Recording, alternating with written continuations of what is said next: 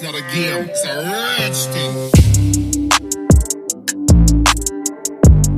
So, a couple days ago, we had Dylan Griffing back on the podcast here at Duncan Productions. Welcome back, everybody. We're back. Hockey Talk with Dylan Griffing.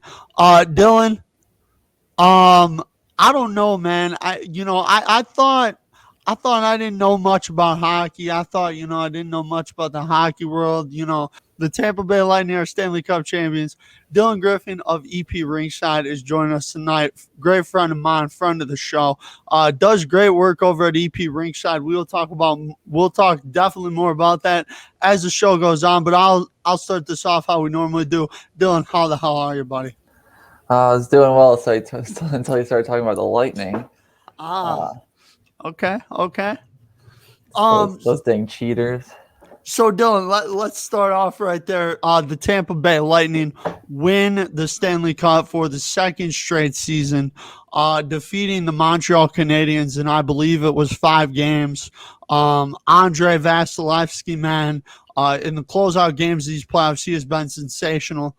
Braden Point early on in the playoffs was sensational. I think for me, the Lightning were just like the deepest team all year. And that's really why I thought they would win the cup, especially after the Boston Bruins got eliminated. But Dylan, what were your thoughts on the Stanley Cup and of the Tampa Bay Lightning? And also, did you like Vasilevsky getting the Conn Smythe Trophy, which is the MVP of the playoffs? Yeah, it was. I mean, it was expected that they were going to win the series. As soon as they beat the Islanders in Game 7, I knew it was over for the Habs. Mm-hmm. They're just too good, really. I mean, you have Nikita Kucherov, Steven Stamkos, Braden Point. All these players, all firing all cylinders. You got your veterans. Your random depth defensemen who step up big time. Your Jan Rudas. All of them just don't make sense winning the Stanley Cup, and for some reason, since they're on the Lightning, they're just, balling out. And then obviously Vasilevsky, he definitely deserved the Conn Smythe. You could look at like Carey Price for it, but I mean, he kind of disappeared against the Lightning. Wasn't really impressed with him. So I mean, I don't know who else it could have gone to. Maybe Kucherov, but I mean, it was almost unanimous, the voting. So I can't disagree with it too much. So, Dylan, I completely agree. Vasilevsky should have, without a doubt, won the Conn Smythe Trophy. I will say, Dylan, you often talk about the Tampa Bay Lightning as kind of cheaters. So I know that I believe it was before the NHL season started. We did do a hockey talk, and we talked about, I think it was Nikita Kucherov, who missed the whole NHL season. You kind of were like injury. Seemed to not have a big effect on him in the playoffs. So do you think your hypothesis is true that, the Lightning were obviously trying to stay under that salary cap, and ultimately Nikita Kucherov, they kind of overplayed that injury? What are your thoughts on that? And, we'll toss the clip in there for good measure as well. Yeah, I mean, still, it's crazy how one player can just recover from an injury right before the playoffs start after missing the whole season with an injury. Yeah, I mean, they're $18 million over the cap. You can't ignore that. Yeah, but he definitely just wasn't hurt. Well, I thought what's interesting, Dylan, is when he came back, you would expect a guy who's been injured all year to, have a lot of rust, that it would take him, 4 or 5 games maybe to get back into it, get the legs under him, all that. It seemed to me like it was maybe about a game, if that. Yeah. Maybe a couple periods. So I find that very interesting. And, obviously credit to Tampa. They won their D team. I would like to give credit to Montreal, though. I mean, Dylan, I don't think either of us really anticipated Montreal being a Stanley Cup team this season. I thought they had some nice pieces with Caulfield, Suzuki, Corey Perry as well, trusty veteran that I like, and then obviously Carey Price and net. But what does Montreal do going forward now? Coming off of this amazing run that they had, what do they do from here? Where do they go from here in particular? Uh, Realistically, they're missing the playoffs next year. Okay. Thomas Tatar is going to be UFA. He's not going to come back. That's pretty much guaranteed. Philip Deneau, he's also a UFA. He is more likely to come back, but Okay. Question marks about that still. And so they're just losing Tatar is a huge loss. He's a first line winger. He's one of the best wingers in the league. So not having him with Deneau and Gallagher for the full season is, a huge loss. Their defense just still is not good. Edmondson, Chirot, both are locked up for next season still. Whether or not, and then depending on who Seattle takes from them. I mean, if they pay them to take someone like Edmondson or someone like Chirot, maybe they can improve. But I mean, they're probably losing Kulak as well because they barely played him. He's going to be exposed for the expansion draft.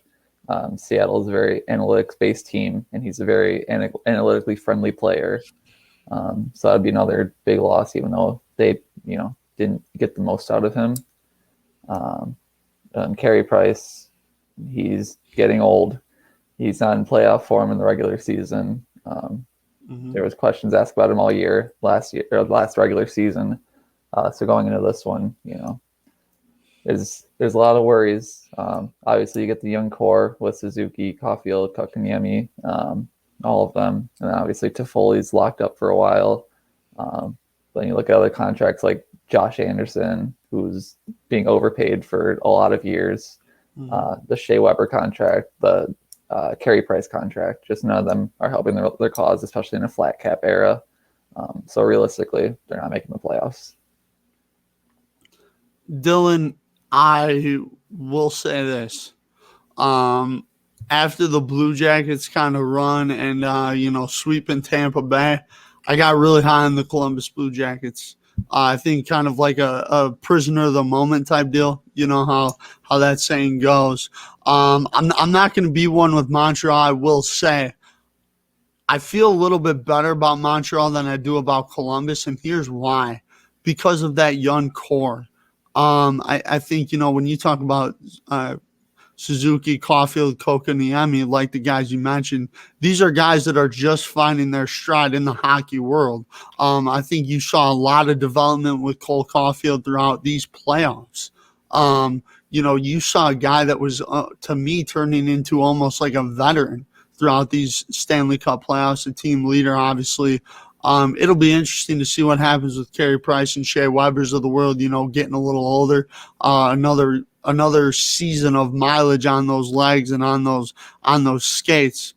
It'll be interesting to see. Personally, I think Montreal probably won't make the playoffs now that it'll be back to kind of its normal format next year, I believe, Dylan. I believe so, yeah. So I think that will hurt them a little bit. But Montreal could be a team that could sneak in there. But yeah, like we said, credit to the Lightning. Credit to the Habs, Canadiens. Credit to them. For getting there. I was very surprised at that. But credit to both teams. It wasn't, I think, the best series that we could have gotten, but Tampa Bay, wins it again. We'll see what they do next year. But Dylan, let's shift to the Chicago Blackhawks for a minute here as we talked, I believe, 3 days ago on the phone, and you said that Duncan Keith would be traded. And I'm like, there's no way. And sure enough, I don't even think it was 24 hours later, right, Dylan? No, it's the next day, yeah. Yeah, I got some across my phone, and I'm just like, damn.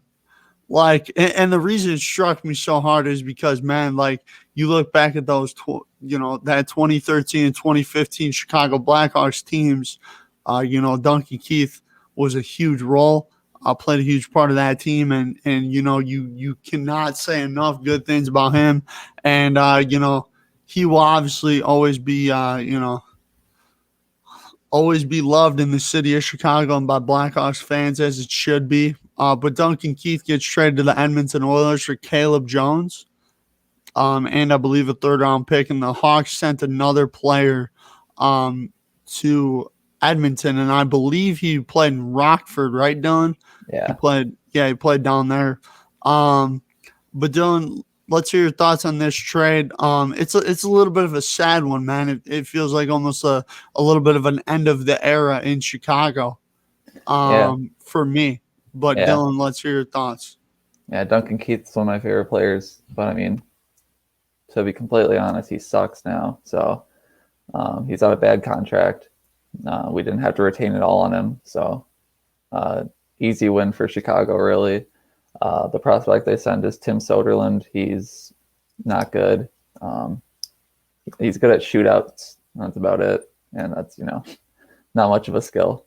And then they get back Caleb Jones, who's just a depth defenseman. He's fine. He's competent. He knows how to play. He's better than Duncan Keith. And then a pick, which it can become a second if the Oilers make the Stanley Cup, but it's going to be a third because they're not going to do that. Right. Yeah, I mean, this is just a stupid trade for Edmonton. You have, McDavid, Draisaitl, and you want to make the most of them, and then you trade a young I won't talk about Caleb Jones like he's really like a good defenseman. He's just a average depth guy, but you trade him for Duncan Keith, who has not been good in quite a few years. Right. He's old. He's on a bad contract. They don't have a lot of cap space already. They have the best hockey player in the world. They have to pay him. They have Draisaitl, who's getting paid big time to take on another big contract that has term on it, 2 years. It's just a stupid move, especially when you look at literally 24 hours later, Ryan Suter got bought out by Minnesota, who is also an old defenseman, but he's better than Duncan Keith, and they could have just signed him, and it would have cost them no assets, and he would have been a better deal than Keith, and he's a better player. So just a really dumb move by Edmonton. I don't understand the thought process behind it. It just seems like they're doing all they can to waste McDavid and Draisaitl, even though it's one of those moves that a GM will love, because Duncan Keith he's won Stanley Cups, and he's a veteran presence. Whatever that does to a team, right? It's just not worth it for them. There's better players, there's cheaper players, younger players, just players that they can add to that team that can actually work around McDavid rather than just another player for McDavid to carry. Completely agree with you, Dylan. As much as it pains me to say it, Duncan Keith ain't the same player he was back in 2015 when he shot the puck at Ben Bishop, goes in for the rebound and scores that iconic goal in Game 6 to put the Hawks up 1-0, and I believe they end up winning that game 3-0. And there's also the iconic Patrick Kane celebration in that game. But Duncan Keith, it pains me to say, but he's not the player he used to be. He is a guy that brings Stanley Cup pedigree. He's won a couple of them. He's a trusty veteran. A guy that I think might benefit Edmonton more in the playoffs than in the regular season. That's if they can get to the playoffs. I don't think their roster is super talented enough. Obviously you have McDavid, Draisaitl, but outside of that, you don't have a lot of great supporting pieces around those two guys. Like you said, Dylan, I think this is a good trade for the Blackhawks, as much as it probably paying them to do it. You talk about a guy in Duncan Keith who, loves the city of Chicago. The city of Chicago loves him, and Blackhawks fans.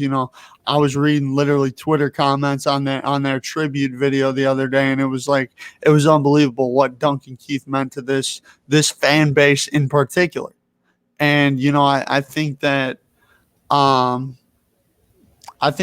important to note, Dylan. It's very important to note that Edmonton,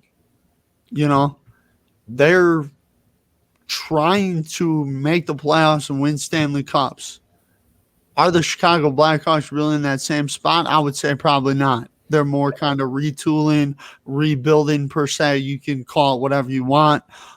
And you know, it's not surprising to me that Edmonton made this move. I don't think Edmonton always has the greatest front office. You know what I mean, Dylan? Yeah. But yeah, I think it's a good trade for the Blackhawks, bad trade for the Oilers, and sad to see Duncan Keith go. But Dylan, I wanted to ask you, man. I saw a tweet you put out probably, I think, 15, 20 minutes ago. It'd be wacky. Oh, it'd be wacky. Okay. Dylan. It might be me. I might be the one that does it. So Dylan, hold on. Let me just make sure. Sure would be wacky if I drop some draft rankings tomorrow. Okay, so Dylan, I see you tweet that. And now my head's thinking, all right, this man, does draft prospect stuff. EP Ringside does great things over there. Make sure you guys go check out Dylan and EP Ringside. Links will be down below.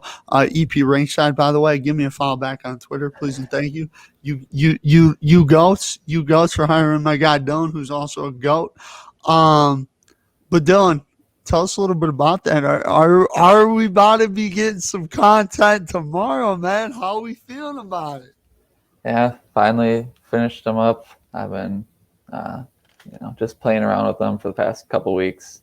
I've, been on a couple different podcasts, and at the end of every one of them, I said, "Coming soon, coming soon." It's never posted them. But yeah, tomorrow they're coming out. Sneak peek: Matthew Beniers is still my number one player. Okay. Coming from University of Michigan. He's my number one. He's been my number one for a while. But coming out tomorrow, see the rest of them. It's a full top 60. So yeah. You guys have no idea how excited I am right now that Dylan just dropped this on our show. Dylan, huge shout out to you for dropping this on my show of all shows, man. You probably have better options where you could drop it on or whatever. You always doing big things, making big moves out there in the world. But you decided to drop it on our show, which is pretty freaking awesome. This is the best show right here. I thank you. I appreciate it. And my respect and all that for Dylan Griffing is through the roof, man. I will be retweeting, sharing them. You guys better check them out, man. I will share that stuff on the Duncan Productions Twitter, Instagram.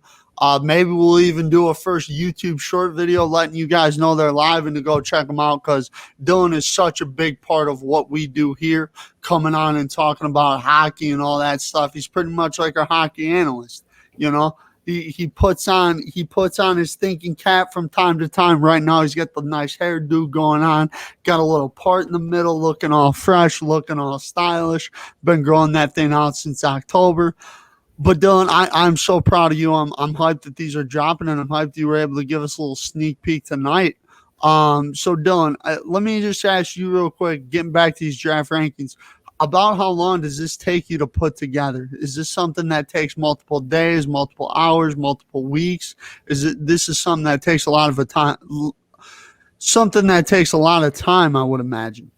Like this, I started watching the 2021 class probably, I don't know, like February of last year.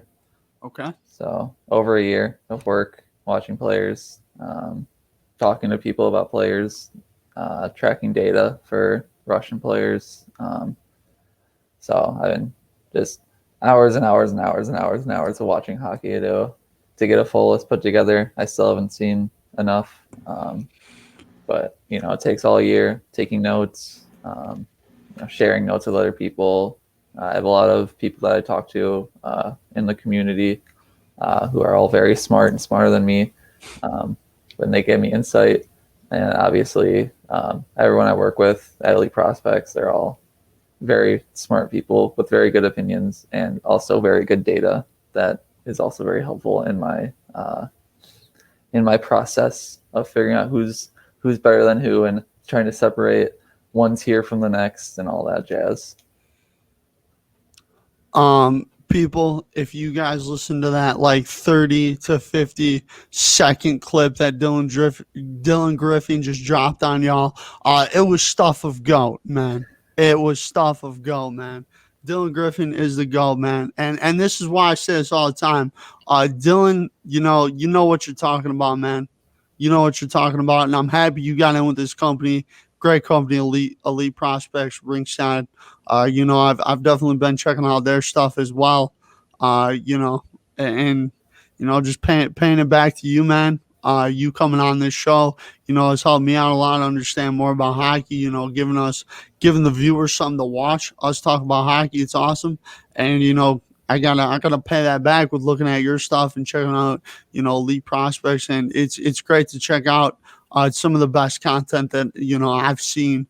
I think honestly, Dylan, your content is for me. I like watching what my friends are doing, what my friends are putting together over ESPN, NHL, NBC, all that, everything in there. It's big brains, and I like looking over the small stuff that takes a lot of hard work, dedication, time, effort, all the above. Not saying the other guys don't put in time, effort, dedication, but what you're doing is very impressive, and I'm super proud of you. And you just talking there the past like 50 seconds was truly amazing, man. And you got to keep up the great work, and I know you will. And I know hockey like the best of them, man. I don't think there's anybody better, maybe outside of Doc Emmerich, but, he's retired now. So I think Dylan Griffin's in that number one spot of active people writing and talking about hockey. Let me know down below if you guys agree. But Dylan, I say this every time you come on, but thank you so much for your time. I greatly appreciate it. Thank you for dropping the news on the show about these draft rankings, prospects, all that stuff coming out tomorrow. Make sure you guys go check it out. And again, make sure to follow Dylan and EP Ringside down below. I'll have both linked. Dylan, any last words before we let you go tonight, man, and get your grub that you've been waiting for? Bro, you're still too nice to me. You're making my ego too big. I'm gonna grow too big, and I'm gonna forget all about everyone I know because you're inflating my ego too much. Dylan, man, I'm just being honest, bro. Like, it's awesome seeing people succeed. It is. It's truly amazing. I know, you were there for me right when this took off, and I started doing this, and everybody who's now on the team. Shout out to everybody. But we started this. You were a big part of it, and now I'm doing the same for you, bro. Like, I'm here. I told you this every day. I'm like, I'm here if you need it. I'm here if you need me. And this is why I like doing these hockey talks, man. Like, hell, I like doing these, once, twice a week, every other week, whatever. It's always fun getting on here talking about a sport that, honestly, Dylan, I don't know much about hockey. I know a good amount about it, but, not to what you do. So it's nice where I can get some insight from you. And also, just support a friend, support a brother for life, man. That's what I'm doing. And, Dylan, you keep up the great work, bro. You keep up the great work, and, make sure you guys go check out those draft rankings tomorrow. I'm going to be sharing that around. You best believe. Dylan, you have a great night, man. Stand on by for a little bit after the show. We'll talk. But like I said, I like Jake Mueller says, I hate being right. I was right about the Tampa Bay Lightning. And, we'll talk to you guys soon. This has been another episode of Hockey Talk with Dylan Griffing. Peace out, everybody. Every moment matters. Have a good night.